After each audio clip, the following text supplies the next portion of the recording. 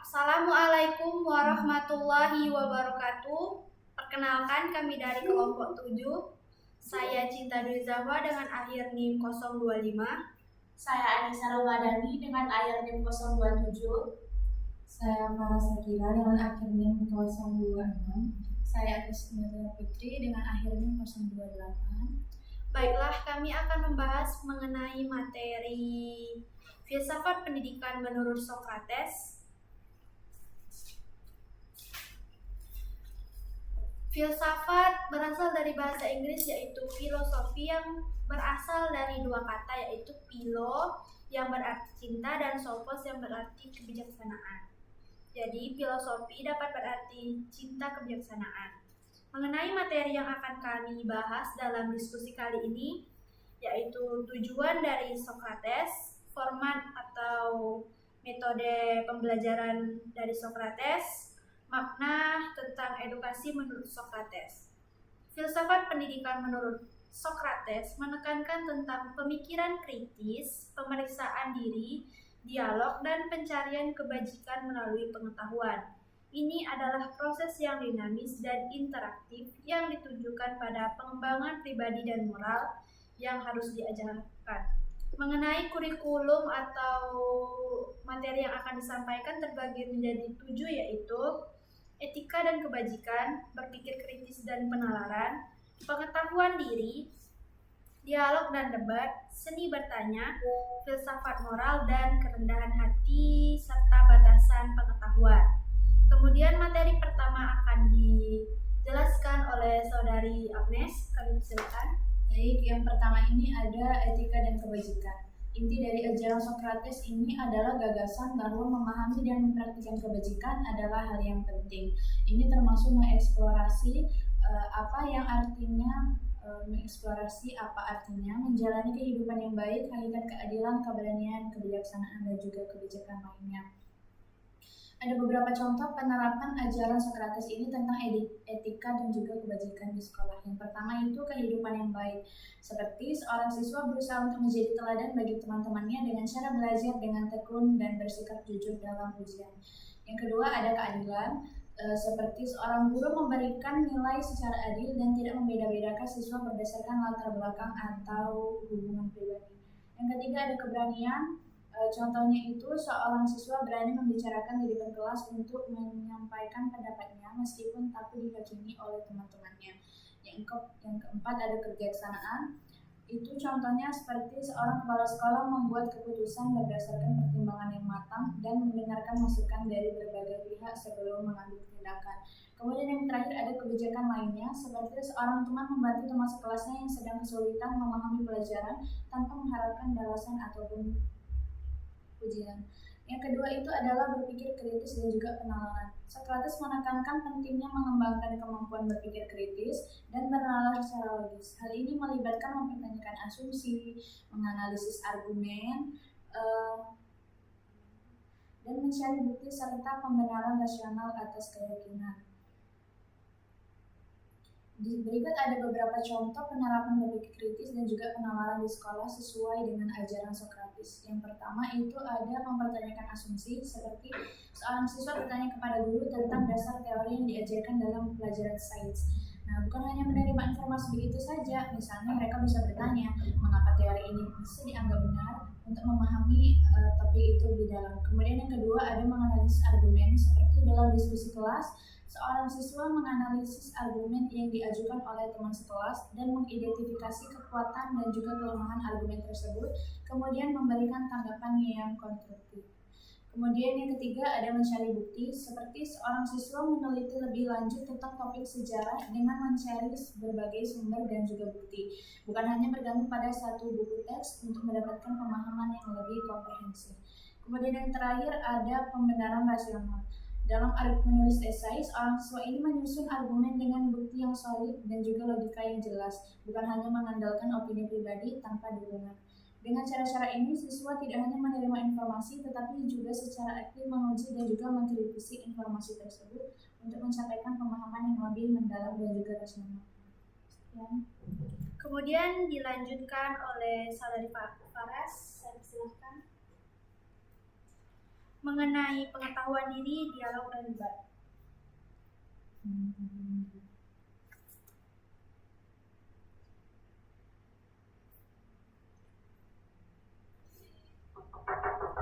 Iya,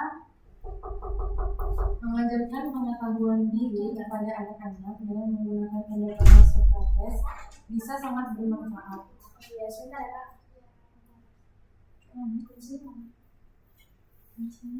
Oh, foto kita ya? Oh ini Tidak apa-apa.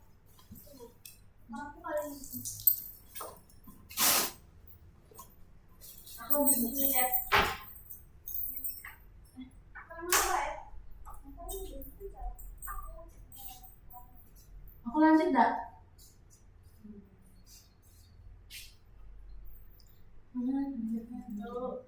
Itu enggak ada mau kalau kan Tidur lah jam 2. Terus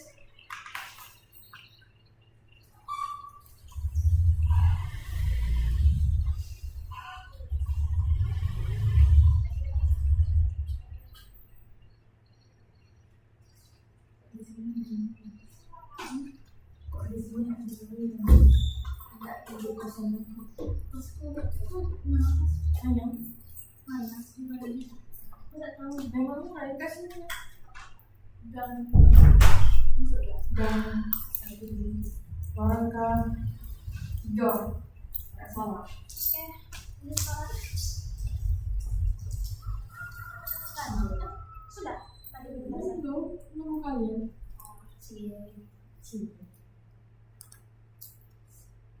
mengajarkan pengetahuan diri kepada anak-anak dengan menggunakan pendekatan Socrates bisa sangat bermanfaat karena metode ini mendorong mereka untuk berpikir kritis dan reflektif. Berikut adalah langkah-langkah praktis untuk mengajarkan pengetahuan diri kepada anak-anak menggunakan prinsip Socrates. Yang pertama, pengenalan dengan Socrates. Mulailah dengan memperkenalkan Socrates dan penekanan pada metode tanya jawabnya.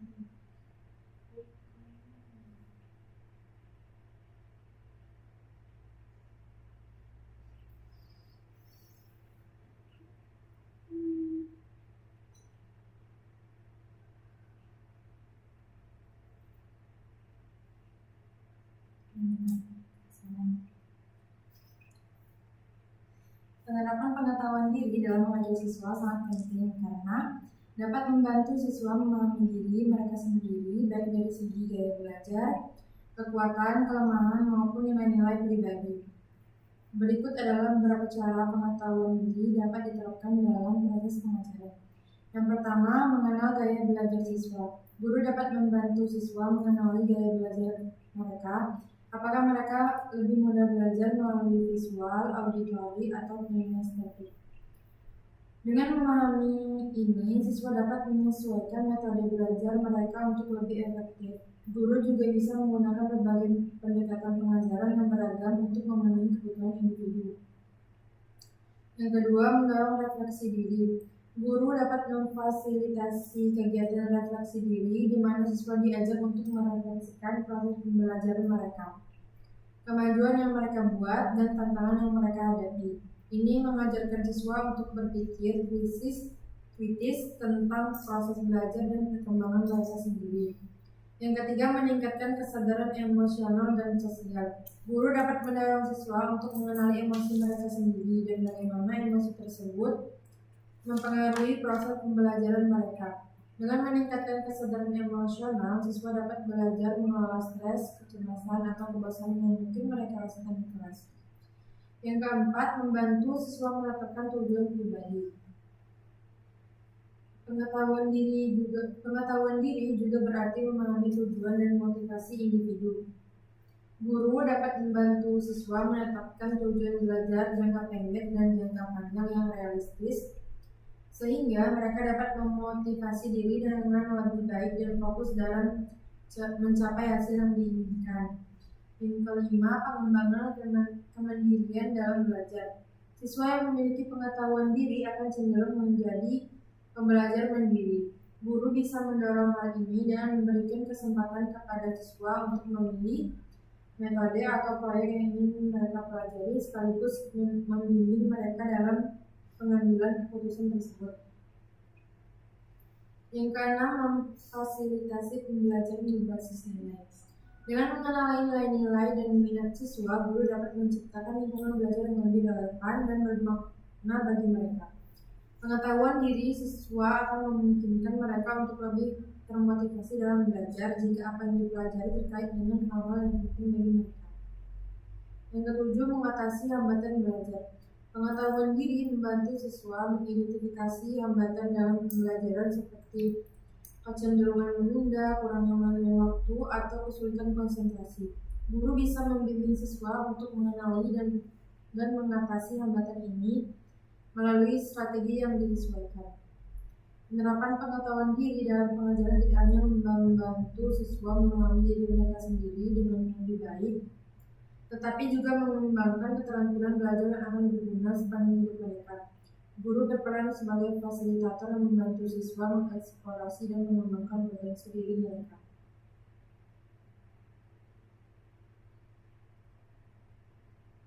Selanjutnya, penerapan dialog dan debat dalam metode Socrates melibatkan penggunaan diskusi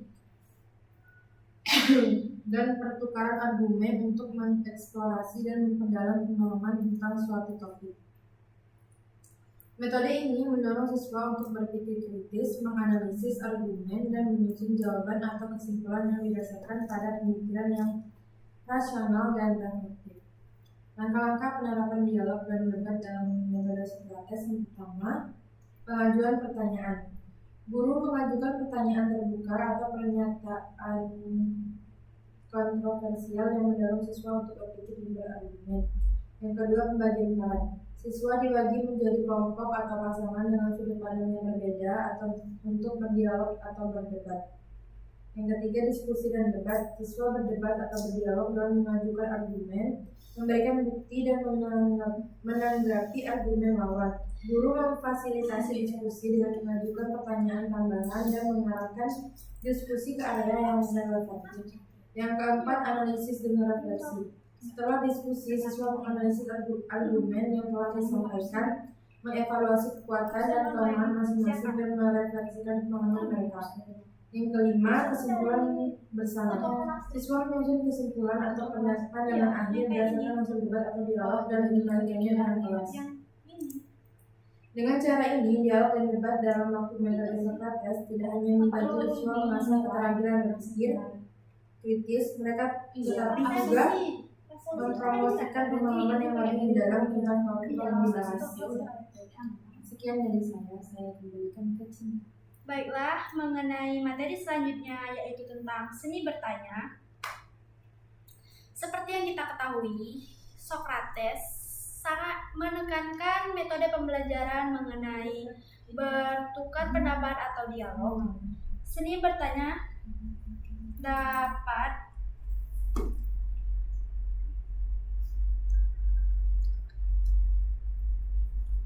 Seni bertanya menekankan keterampilan mengajukan pertanyaan yang bermakna dan mendalam.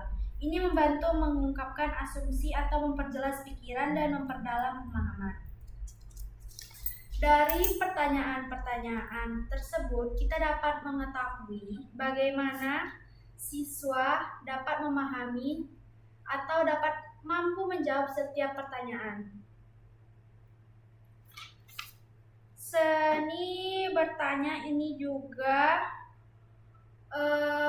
dapat membuat kita terus berkembang dan berpikir kritis, serta untuk menentukan kebenaran dari jawaban yang diberikan oleh setiap siswa. Semisal, guru mengajukan pertanyaan mengenai matematika, misal 5 tambah 5 sama dengan berapa. Siswa tersebut menjawab sesuai dari materi yang sudah dipelajari. 5 tambah 5 sama dengan 10.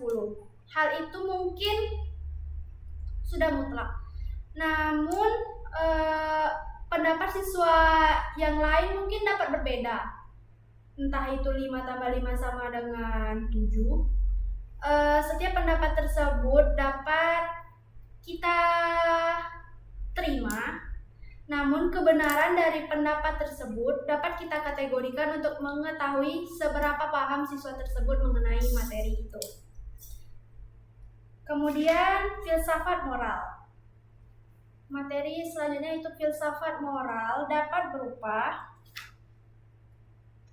pengajuan diskusi tentang siswa untuk mengeksplorasi dan memahami berbagai perspektif tentang masalah etika dan implikasi dari pilihan dan tindakan mereka.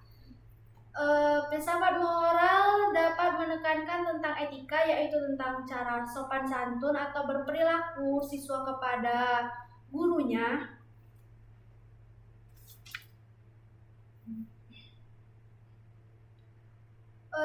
Seperti yang kita ketahui, kita memiliki di sekolah senyum, sapa, dan salam. Hal ini sering kita terapkan di lingkungan tersebut.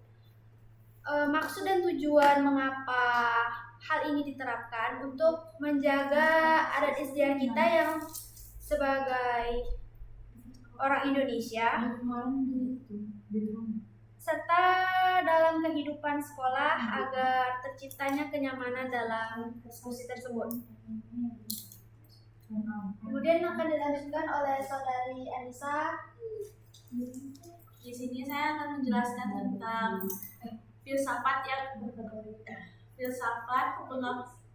Socrates tentang mengutamakan kerendahan hati dan pengakuan atas batasan pengetahuan.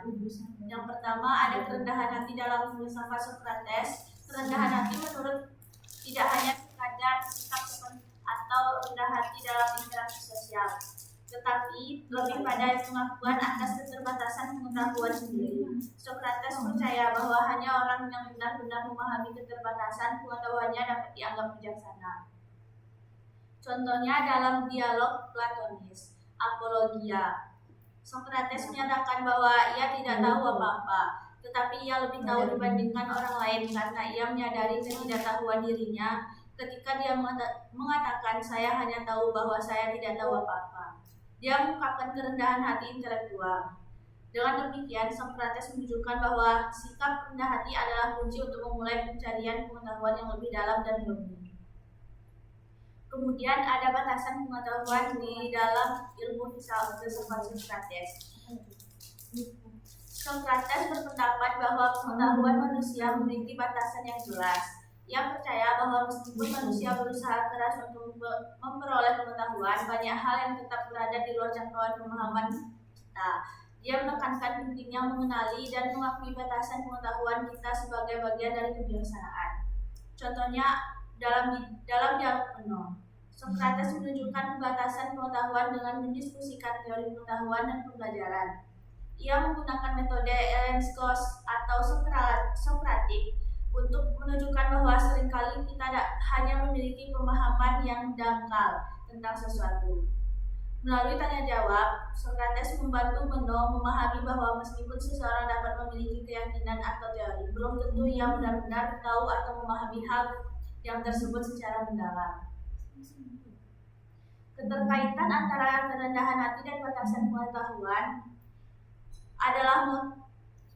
adalah dengan memahami batasan pengetahuan, seseorang dapat lebih terbuka untuk belajar dan mencari kebenaran, yang pada gilirannya mendorong pengembangan kebijaksanaan yang lebih besar. Socrates mengajarkan bahwa kebijaksanaan sejati terletak pada pemahaman akan keterbatasan pengetahuan kita sendiri dan sikap rendah hati dalam menghadapi keterbatasan tersebut.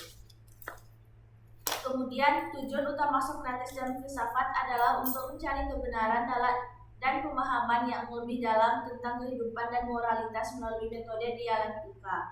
Ia percaya bahwa dengan mempertanyakan dan berdialog, individu dapat mencapai kebijaksanaan dan mengidentifikasi kekeliruan dalam pemikiran mereka. Contoh penerapan metode Socrates adalah teknik Socratic questioning, di mana Socrates mengajukan serangkaian pertanyaan untuk mendorong pemikiran mendalam dan menguji konsistensi ide. Misalnya, jika seseorang menyatakan bahwa kebaikan adalah memberi kepada orang lain, Socrates mungkin akan bertanya apa yang dimaksud dengan memberi, apakah selalu baik untuk memberi. Dalam setiap situasi, pertanyaan-pertanyaan ini membantu mengklarifikasi dan memperdalam pemahaman tentang konsep tersebut.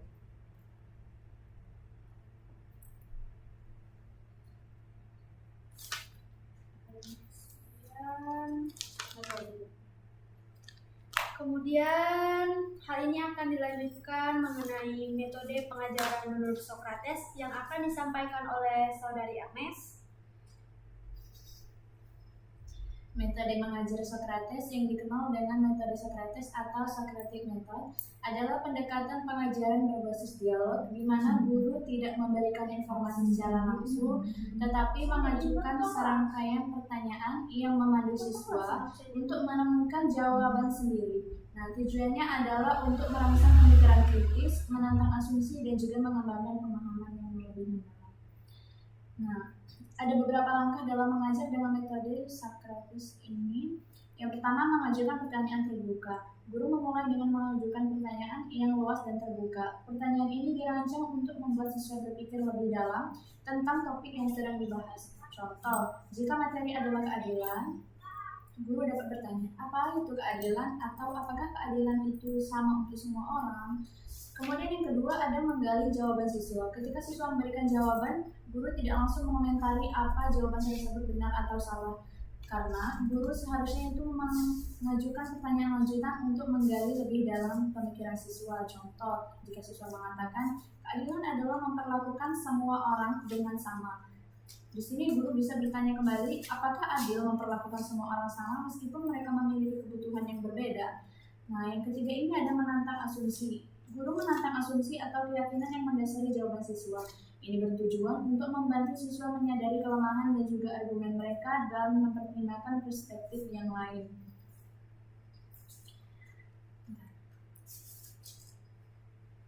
Contohnya, jika seorang siswa mengatakan semua orang harus diperlakukan sama, guru bisa menentang dengan bertanya bagaimana dengan orang yang membutuhkan bantuan khusus seperti penyandang disabilitas contohnya.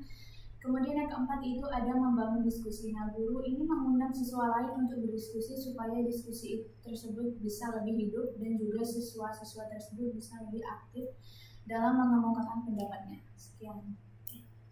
Sampai dulu.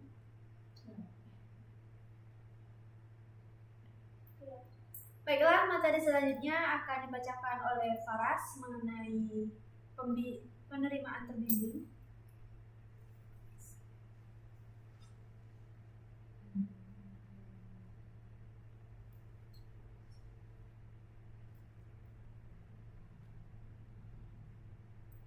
Dalam metode Socrates, penerimaan terbimbing adalah proses di mana siswa diarahkan untuk menemukan jawaban atau pemahaman mereka sendiri melalui pertanyaan-pertanyaan yang terstruktur dan refleksi mendalam. Guru berfungsi sebagai fasilitator yang memberikan petunjuk dan memandu siswa menuju penemuan, tetapi tidak memberikan jawaban secara langsung. Langkah-langkah penemuan terbimbing dalam metode Socrates yang pertama, pengajuan pertanyaan awal. Guru memulai dengan pertanyaan terbuka yang mendorong siswa untuk berpikir kritis tentang suatu topik. Contohnya, guru bertanya, apa yang membuat dua segitiga disebut sama besar dan sama bentuk? Yang kedua, pandu diskusi. Guru memfasilitasi diskusi dengan mengajukan pertanyaan lanjutan yang mengarahkan siswa untuk mengeksplorasi ide-ide lebih dalam dan mempertimbangkan sebagai perspektif. Contohnya, siswa mulai mendiskusikan dan memeriksa sifat-sifat segitiga yang dapat membuatnya sama besar dan sama bentuk.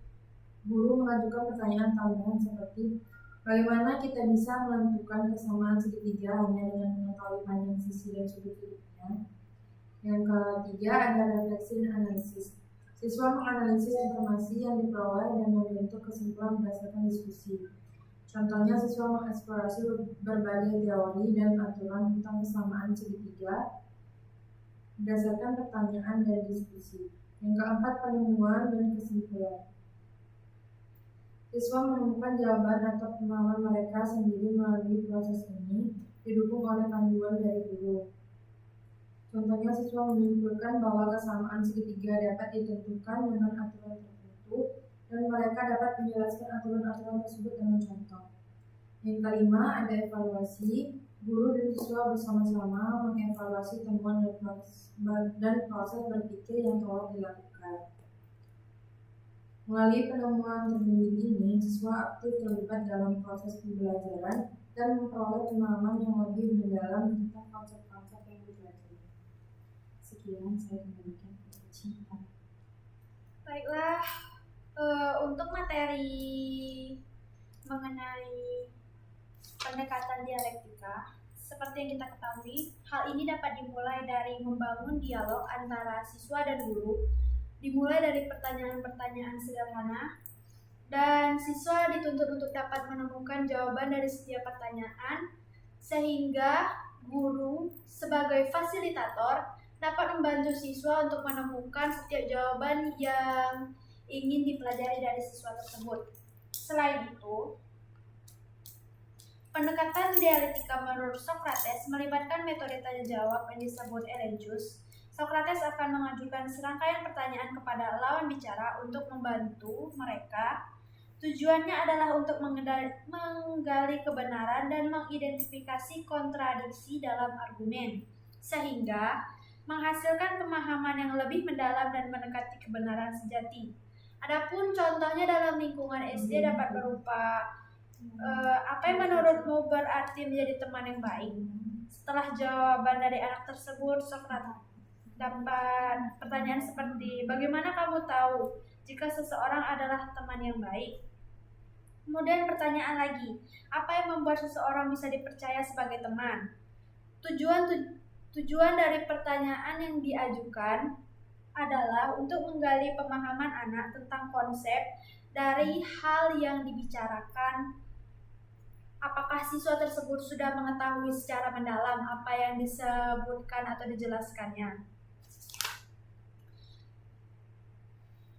Sehingga untuk setiap pernyataan dari jawaban yang telah diberikan, kita dapat mengetahui tingkat kebenaran dari pernyataan tersebut. Apakah siswa itu sudah paham? Apakah siswa itu masih proses pemahaman? Sekian penyampaian dari saya, kemudian dilanjutkan oleh Saudari Ensa.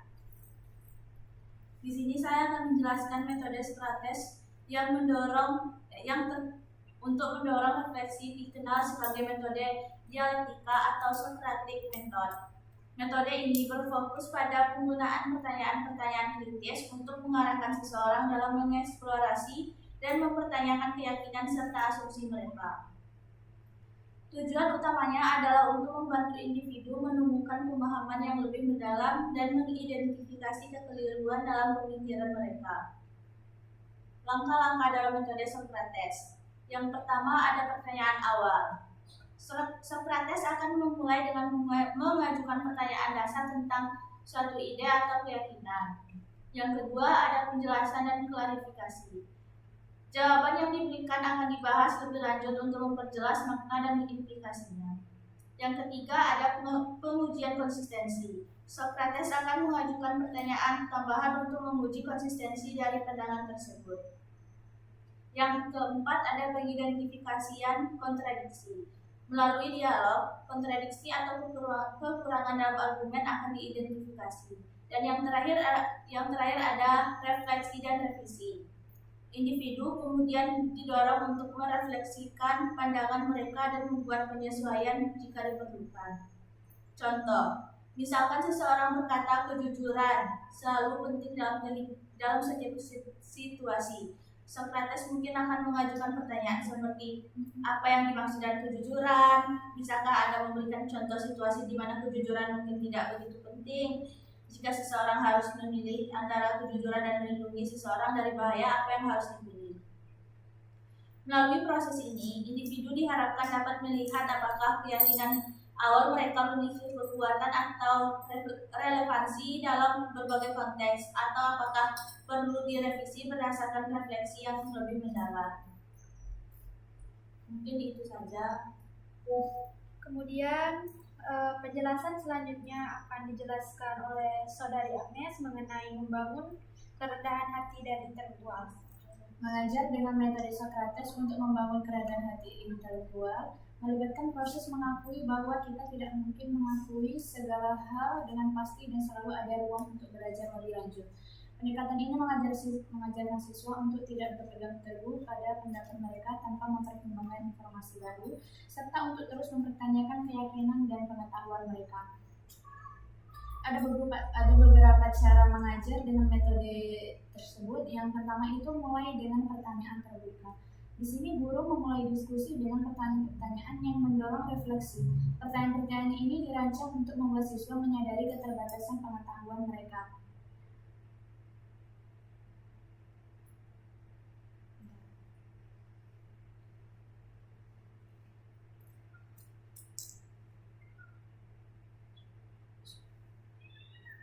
Contohnya, apa itu kebahagiaan atau apa arti kebenaran? Siswa mungkin menjawab dengan pertanyaan penuh keyakinan, tetapi tujuan dari pertanyaan ini adalah untuk memulai perjalanan di mana siswa akan menyadari bahwa jawabannya mungkin tidak sesederhana yang mereka pikirkan.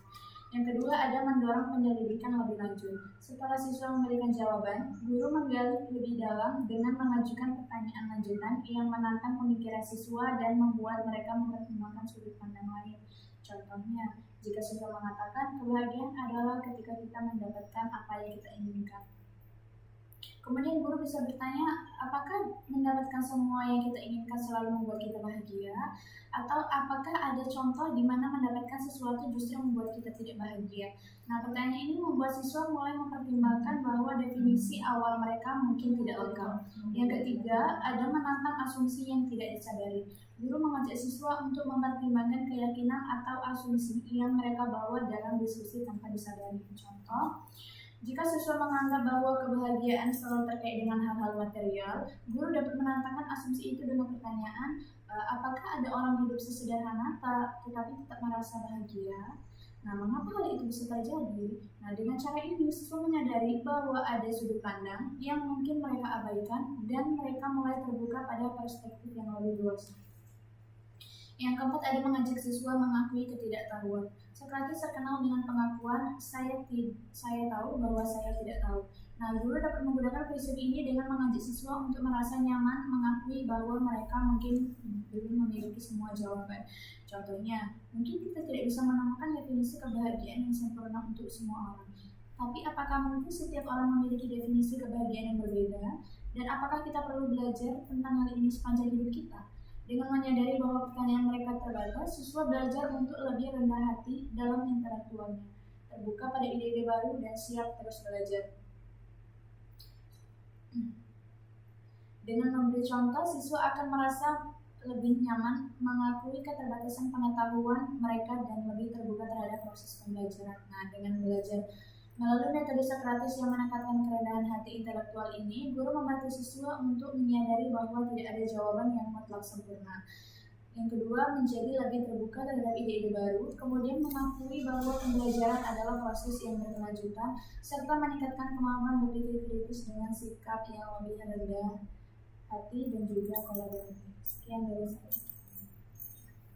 Kemudian akan dilanjutkan kepada Saudari Paras mengenai mengembangkan keterampilan berpikir kritis.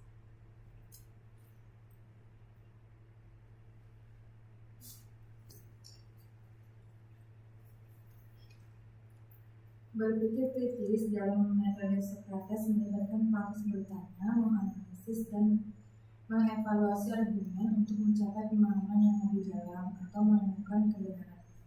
Metode ini sering disebut metode Sokratik dan mencakup teknik bertanya yang terarah untuk menggali pemikiran seseorang dan memeriksa konsistensinya.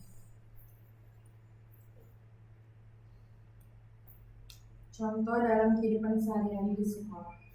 Misalkan seorang siswa di kelas sejarah sedang mendiskusikan seluas kegiatan tentang dunia 2, seorang guru menggunakan metode untuk membantu siswa berpikir lebih kritis.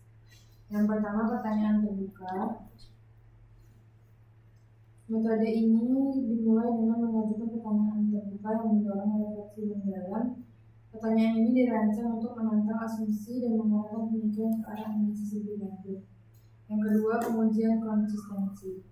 Jawaban yang diberikan diuji untuk konsistensi dan kejelasan. Jika ada inkonsistensi atau ambiguitas, pertanyaan lebih lanjut diajukan untuk memperjelas. Yang ketiga itu refleksi dan revisi. Proses ini sering mengarah pada pemahaman baru atau revisi pemikiran awal. Tujuannya adalah untuk mencapai pemahaman yang lebih mendalam atau pandangan yang lebih terinformasi. Dengan metode ini, siswa tidak hanya belajar tentang perang dunia 2, tetapi juga mengembangkan kemampuan berpikir kritis dan analitis yang penting untuk pemahaman yang lebih dalam. Sekian dari saya. Baiklah, mengenai menciptakan lingkungan yang aman dan terbuka, hal ini dapat kita terapkan dimulai dari siswa dan guru untuk saling membangun komunikasi di dalam setiap pembelajaran. Kemudian saling menghormati juga dapat membuat hubungan antara siswa dan guru menjadi lebih terikat. Untuk menciptakan lingkungan yang mendorong siswa SD dapat berpikir kritis dan aktif di dalam kelas, adapun serangkaian kegiatan yang dapat dilakukan berupa pertanyaan terbuka. Kita sebagai calon guru nantinya dapat mengajukan pertanyaan yang tidak memiliki jawaban tunggal dan mendorong siswa untuk dapat berpikir kritis, sehingga diskusi dan pemikiran mendalam dapat tercapai dalam pembelajaran tersebut. Kemudian diskusi kelompok. Kegiatan diskusi kelompok seperti yang sedang kami lakukan saat ini, kami membahas mengenai materi filosofi menurut Socrates. Adapun pada anak SD mungkin materinya tidak sedemikian seperti ini, namun dapat dari hal-hal mendasar dapat melakukan diskusi mengenai materi apa yang dipelajari, apa yang harus disiapkan dari siswa tersebut untuk dapat memahami dari setiap pembelajaran. Kemudian kita juga menciptakan proyek kreatif, melibatkan siswa dalam proyek yang memungkinkan mereka menggunakan kreativitas dan pemecahan masalah. Hal ini dapat menciptakan siswa yang berpikir kritis dan dapat memiliki integritas yang tinggi, serta membuat lingkungan kelas yang terbuka. Tidak mungkin kita dapat menciptakan harmonisasi dalam kelas apabila guru tidak memiliki kedekatan yang utuh terhadap siswanya. Seperti mungkin ada kesan-kesan dari siswa tersebut mengenai guru yang galak, sehingga mereka tidak memiliki minat atau semangat untuk belajar di mata pelajaran tersebut. Kita sebagai guru dituntut untuk dapat bersikap baik, menyenangkan siswa, sehingga mereka tertarik untuk belajar di pelajaran yang sedang kita ajarkan. Serta metode pengajaran yang variatif, tidak melulu harus pembelajaran yang monoton. Silakan siswa baca dari halaman 50 sampai 51. Mungkin pembelajaran seperti itu tidak membuat siswa tersebut dapat berkembang. Sebaiknya kita menggunakan metode permainan, eksperimen, dan diskusi untuk menjaga keterlibatan dan memperkuat pemahaman, serta memberikan umpan balik positif dari setiap tindakan. Seperti mungkin siswa tersebut pendapatnya kurang benar, namun kita sebagai calon guru nantinya untuk dapat membuat siswa tersebut percaya diri untuk dapat mengemukakan pendapat, serta memberikan kesempatan untuk siswa walaupun jawabannya salah, tapi kita dapat memberikan pengertian. Mungkin ini loh jawaban yang benar dari jawaban yang mungkin kamu jawab. Sekian dari saya, kemudian akan dilanjutkan kepada saudari Anissa.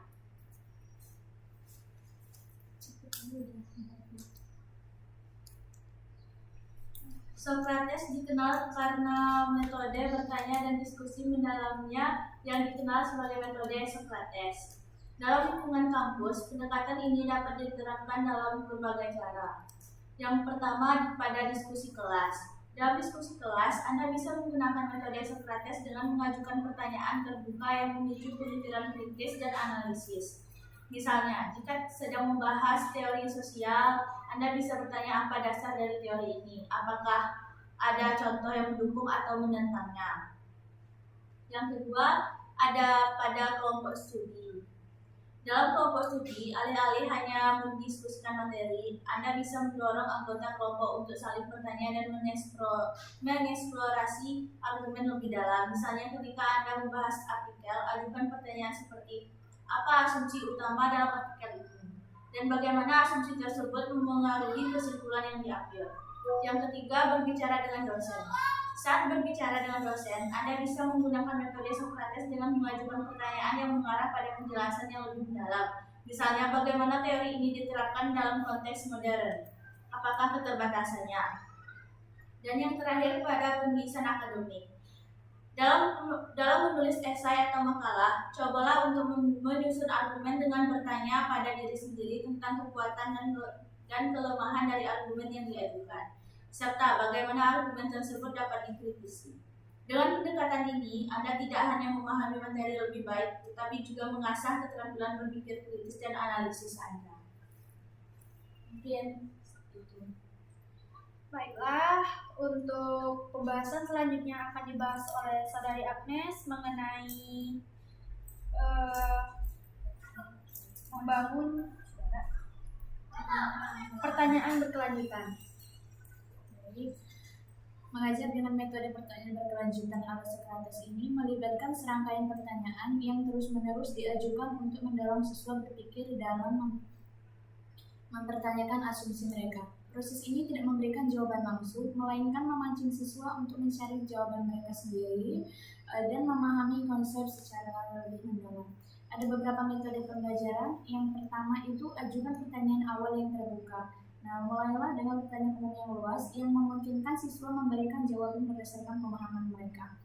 Contohnya, apa itu kebenaran? Siswa mungkin memberikan berbagai jawaban yang akan menjadi titik awal untuk menggali lebih dalam. Kemudian yang kedua, ada berikan pertanyaan tidak langsung. Setelah siswa memberikan jawaban, guru tidak langsung menyetujui atau menolak, tetapi mengajukan pertanyaan tambahan untuk menggali lebih dalam.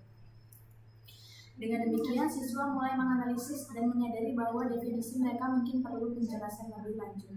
Yang ketiga itu ada tantang kontradiksi atau ketidakkonsistenan. Jadi, jawaban siswa mengandung kontradiksi atau kurang konsisten. Ajukan pertanyaan yang menyoroti hal tersebut. Tujuannya adalah untuk membantu siswa melihat kelemahan argumen mereka tanpa merasa diserang. Nah, metode ini membantu siswa untuk mempertimbangkan sisi lain dari argumen mereka dan memahami bahwa konsep kebenaran tidak selalu mudah didefinisikan. Yang keempat, ada ajukan pertanyaan yang memperluas perspektif. Bawa diskusi lebih luas dengan menanyakan pertanyaan yang membuka sudut pandang baru. Nah, ini membantu siswa melihat masalah dari berbagai sudut pandang dan tidak terpaku pada pemahaman. Pertanyaan ini mendorong siswa untuk mempertimbangkan bahwa kebenaran bisa bersifat relatif dalam konteks budaya atau situasi tertentu. Yang kelima ada libatkan siswa lain dalam proses. Nah, di sini kita mendorong siswa lain untuk menanggapi pertanyaan jawaban temannya sehingga ketika diskusi ini menjadi lebih interaktif dan mendalam. Juga dapat memfasilitasi diskusi dengan bertanya kepada siswa lain. Seperti apa pendapat kalian tentang itu? Apakah kalian setuju tentang definisi ini? Nah, dengan cara ini diskusi menjadi lebih dinamis dan juga siswa belajar dari satu sama lain. Kemudian yang keenam itu gunakan pertanyaan reflektif. Di akhir diskusi, ajukan pertanyaan reflektif untuk membantu siswa mengevaluasi pemikiran mereka sendiri. Ini bisa menjadi membantu siswa menyadari bahwa bagaimana pemahaman mereka telah merubah atau berkembang selama proses tersebut. Pertanyaan reflektif ini membuat siswa melihat kembali proses pemikiran mereka dan mendorong mereka untuk terus mencari jawaban. Nah, metode pertanyaan berkelanjutan ini tidak hanya mengembangkan kemampuan berpikir kritis siswa, tetapi juga membantu mereka membangun keterampilan dalam menguji argumen, mengeksplorasi berbagai perspektif, dan juga mengetahui bahwa pengetahuan adalah proses yang berkembang terus-menerus. Sekian. Baiklah, materi selanjutnya akan dijelaskan oleh Saudari Faras mengenai pembelajaran kolaboratif.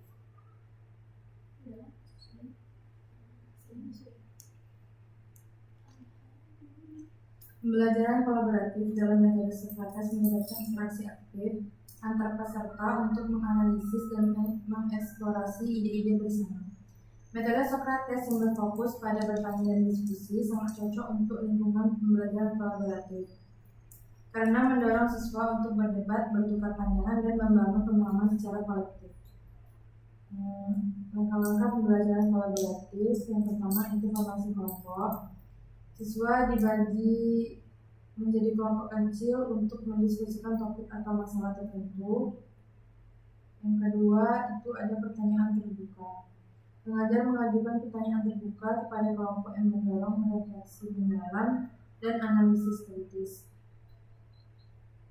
Contohnya, pengajar bertanya, apa saja dampak jangka panjang penggunaan plastik terhadap ekosistem laut dan bagaimana solusi dapat mempengaruhi pengurangan sampah plastik. Yang ketiga itu ada diskusi yang debat.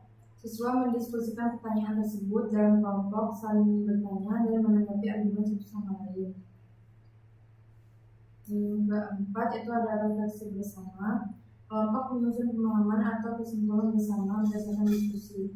Yang terakhir presentasi dan tanggapan.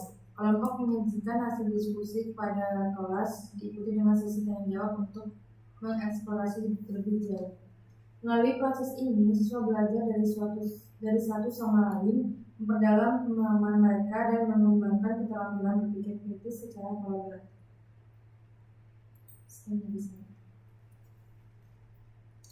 Baiklah, kesimpulan dari materi mengenai filosofi pendidikan menurut Sokrates adalah Sokrates merupakan seorang filsuf Yunani kuno yang memiliki pandangan mendalam mengenai kurikulum, metode pembelajaran, dan makna edukasi yang masih relevan hingga saat ini. Berikut adalah kesimpulan dari pandangannya berupa kurikulum. Sokrates tidak meninggalkan kurikulum formal, tetapi ia percaya bahwa pendidikan harus fokus pada pengembangan karakter dan kebijaksanaan. Hal ini juga membangun agar siswa dapat berperilaku jujur dan tidak adanya kesombongan di dalam hatinya. Kemudian, ia menekankan pentingnya memahami konsep-konsep dasar seperti keadilan, kebajikan, dan pengetahuan diri, bukan hanya menghafal fakta. Hal ini juga berkaitan dengan etika siswa kepada gurunya nantinya. Kemudian, hal itu juga tidak lepas dari dialog atau pertukaran pendapat mengenai materi atau diskusi yang sedang dilaksanakan agar terciptanya tujuan dari pembelajaran tersebut. Kemudian metode pembelajaran. Metode utama Sokrates adalah dialog atau elenkos, yaitu teknik bertanya dan menjawab untuk menggali pemahaman yang lebih dalam dan seberapa tahu seseorang tersebut mengenai materi yang sedang didiskusikannya. Ia menggunakan pendekatan ini untuk merangsang pemikiran kritis agar semua siswa bukan hanya sekedar memahami, tapi juga bisa menerapkan di kehidupan nyata. Setiap ilmu Sokrates menanamkan tentang kebajikan. Apabila terdapat ilmu yang mengajarkan tentang kesesatan ataupun kejahatan, mungkin itu bukan ilmu dari Sokrates. Kemudian refleksi juga membantu siswa untuk menemukan jawaban dari diri sendiri. Selain itu, guru juga ditugaskan sebagai fasilitator untuk menghubungkan siswa tersebut tentang pembelajaran dan siswa. Kemudian makna edukasi bagi Sokrates adalah pendidikan adalah proses pembelajaran yang mengarah pada pencapaian kebijaksanaan dan pengembangan moral.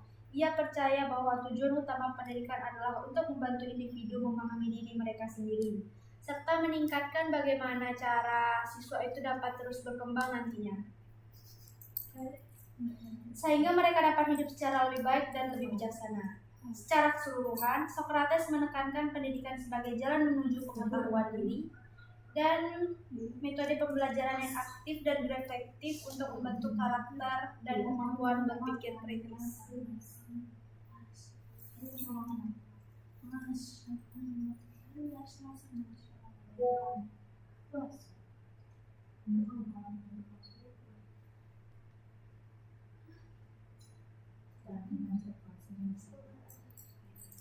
Kita diskusi tentang hal tidak sih yang kau omongin tadi. Iya. Dan seperti yang kita ketahui, Bahas itu.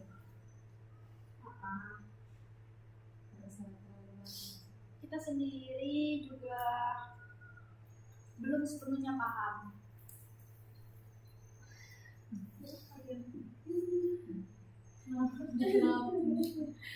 Seperti yang kita ketahui, kita juga masih dalam proses pembelajaran untuk menjadi guru yang baik. Nah, menurut kalian, bagaimana sih langkah-langkah untuk dapat menjadi fasilitator atau penghubung yang baik sebagai guru nantinya? Mungkin kepada saudara Agnes atau Farah atau Anza. Langkah-langkah itu kan Lebih ke cara. lebih ke cara penanganannya, Kayak mancing anak tuh untuk bertanya sih. untuk saling bertanya atau menjawab kan. Tapi yang harus ditemuin tuh bukannya berani kan, keberanian, terus percaya diri, dia bisa lebih aktif dalam Di kelas.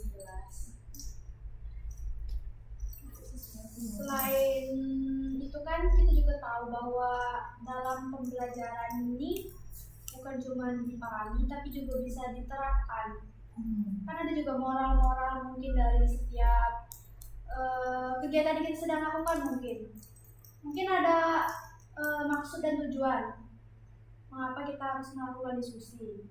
Melakukan diskusi ini kan juga untuk mempersiapkan diri kita pada pertemuan mungkin dengan Bapak kan, yang kita ketahui biar kita lebih paham, sehingga kita tuh bukan cuma ngomong kayak apa ya materinya, cuman kita harus pelajari juga.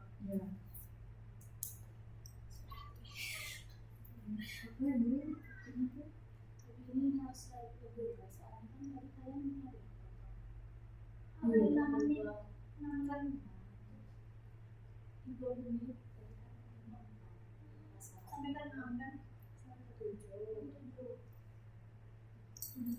tidak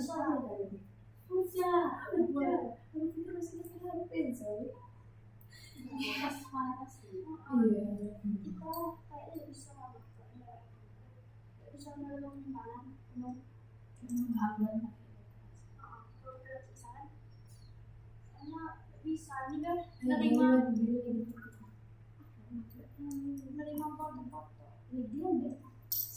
Sudah sih juga ada yang rendah hati tuh. Walaupun misal kita tuh memiliki ilmu, tapi kita juga sikapnya tuh jangan merasa sudah tahu semua gitu tentang seluk-beluk dunia ataupun hal yang sudah kita pelajari. Kita juga dituntut untuk rendah hati, karena juga karena agar kita walaupun kita tahu nanti ada masukan-masukan lain, kita bisa lebih memahami, mencari kebenaran. Ibaratnya tuh kan ada gelas, airnya tuh sebagai ilmu. Jadi kalau airnya penuh tuh pas kita belajar, gelasnya tuh harus kita kosongin dulu supaya ilmu tuh bisa masuk lagi ke dalam kita. Kan ibarat itu jadi kita tuh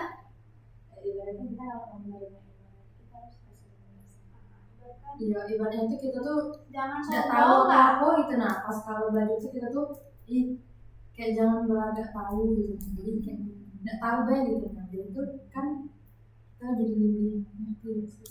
Nggak ngerti ya. Soalnya kamu pernah gak sih dengar yang kayak orang yang orang yang cepat tanggap tuh kadang nggak tahu apa baik. Misal kita punya guru tuh sebelum jadi guru tuh dia belajar kan, dia tuh cepat dan belajarnya, mudah dan pahamnya. Terus dia ngajar kita nih kan mungkin kan kemampuan kita untuk memahami atau belajar tuh tidak sama kan dengan guru tersebut. Nah, guru tuh cara ngajarnya tuh mungkin kayak nganggap, nah anak ini tidak bisa, padahal ini kan hal yang mudah menurut dia, tapi Karena dia sudah belajar. karena dia sudah belajar dan pemahamannya tuh mudah. Jadi kita tuh juga dituntut untuk tadi berpikiran terbuka bahwa mungkin kemungkinan entah orang tuh proses pembelajarannya beda. Tidak mungkin kan disamaratakan dalam satu kelas ada sekitar 30 siswa. Tidak mungkin dalam 30 siswa tuh semuanya dalam waktu 10 menit mungkin sudah paham mengenai materi ini atau sudah bisa menjelaskan mengenai materi ini. Mungkin pengajaran atau pembelajaran setiap siswa juga bakal beda. Mungkin ada sesuatu yang ngertinya tuh cuman lewat video pembelajaran. Ada yang visual, ada yang audio dia bisa mendengarkan. Terus ada juga yang kayak melalui tulisan, mungkin kan? Iya. Jadinya udah sesuatu. Lebih 4 menit.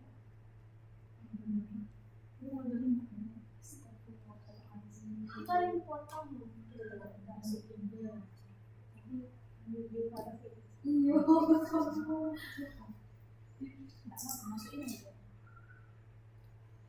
Ada tetap begini. Ya, lagi kan.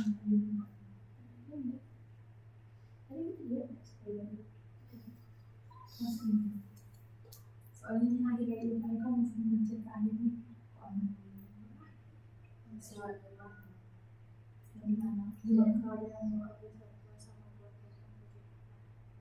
Kemudian itu enggak?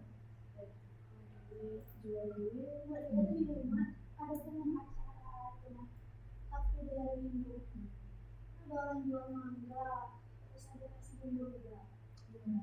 Tapi di pasar minggu cuma ada orang jual. Jadi saya itu dekat sendiri. Mungkin ada. Kalau minggu kapan ada kantor jalan-jalan rumah sakit. Yang rumah sakit konsulen. Di sana tuh ada pembukaan kayak satu mangga plus minggu itu 15.000. Sedangkan kalau tidak salah minggu lalu aku pernah beli sama kakakku mangga 1 kilo ya walaupun ada kemasan dikit kan 10.000 atau 15.000. 15. Nah 15 kan? Ini satu mangga 15 sekilo dari 15.000. Sekilo. Nah iya kan? Bayangkan lah. Orang itu dari untungnya. Iya Maksudnya namanya haji. Jual. Itu lagi ada event bersama gitu. Kalau main sih. Emang nggak ada ya belum ada sih yang kemudian acara kawinnya yang besarnya. Besarnya. Tahu masih belum tahu kan lokasi Transit banyak cuman yang beda-beda. Bisa. Kenapa aja dulu?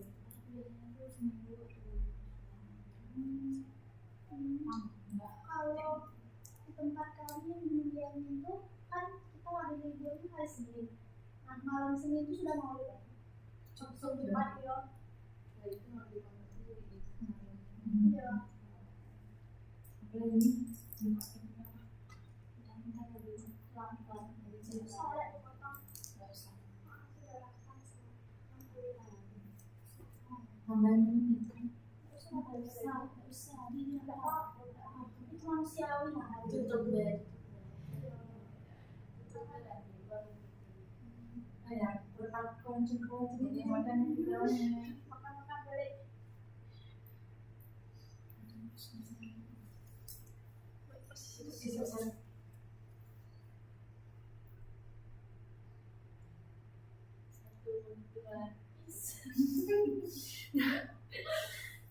Baiklah, sekian yang dapat kami sampaikan mengenai diskusi kali ini. Kami ucapkan mohon maaf apabila terdapat kesalahan dalam pengucapan atau perbuatan. Kami ucapkan wassalamualaikum warahmatullahi wabarakatuh.